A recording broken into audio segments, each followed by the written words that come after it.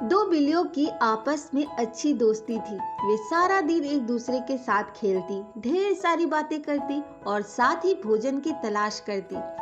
एक दिन दोनों भोजन की तलाश में निकली।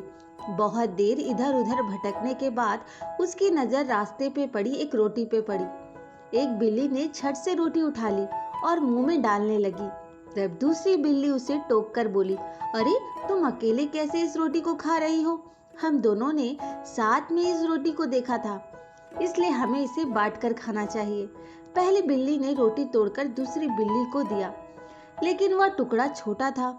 यह देखकर उसे बुरा लगा और वह बोली, अरे ये टुकड़ा तो छोटा है, तुम्हें रोटी के बराबर टुकड़े करने चाहिए थे। तुम मेरे साथ बेईमानी कर रही हो। इस बात पर दोनों में बहस होने लगी। बहस इतनी बढ़ गई कि दोनों लड़ने लगी।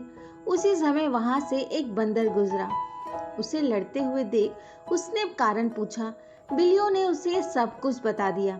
सारी बात जानकर बंदर बोला, अरे इतनी सी बात पर तुम दोनों झगड़ रही हो?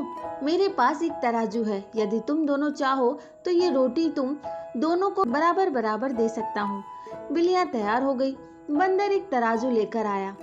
उसने बिल्लियों से रोटी ली और उसे तोड़कर तराजू में उसे तौलने लगा। भूखी बिल्लियां उसे आस भरी नजरों से देखने लगी। तराजू के पलड़े पर रखी रोटी के टुकड़े में से एक टुकड़ा बड़ा और एक छोटा था, जिससे पलड़ा एक ही तरफ झुका रहा। तब बंदर बोला, अरे ये क्या, एक टुकड़ा दूसरे से बड़ा है, चलो मैं इसे बराबर कर देता हूँ। उसने रोटी के बड़े टुकड़े को थोड़ा सा तोड़ा और अपने मुंह में डाल लिया। अब दूसरा टुकड़ा पहले से बड़ा हो गया। बंदर ने अब उसे थोड़ा सा तोड़ा और उसे मुंह में डाल लिया। फिर तो यही सिलसिला चलता रहा।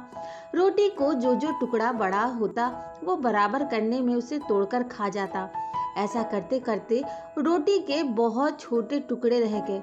अब बिल्लियां घबरा गई। उन्हें लगने लगा कि ऐसे में तो उनके हिस्से कुछ भी नहीं आएगा। वे बोली, बंदर भाई तुम भी क्या परेशान होते हो, लाओ अब हम इसे खुद ही आपस में बांट लेंगे।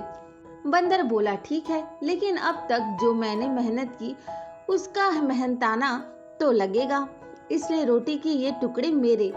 और उसने रोटी के शेष टुकड़े भी अपने मुंह में डालकर चलता बना।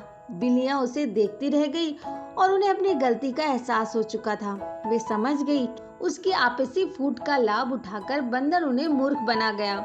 उसी समय उन्होंने निर्णय लिया कि अब वो कभी नहीं झगड़ा करेंगे, प्रेम से रहेंगे, मिलजुल कर रहे, अन्यथा आपसी फूट का फायदा कोई तीसरा उठा लेता है।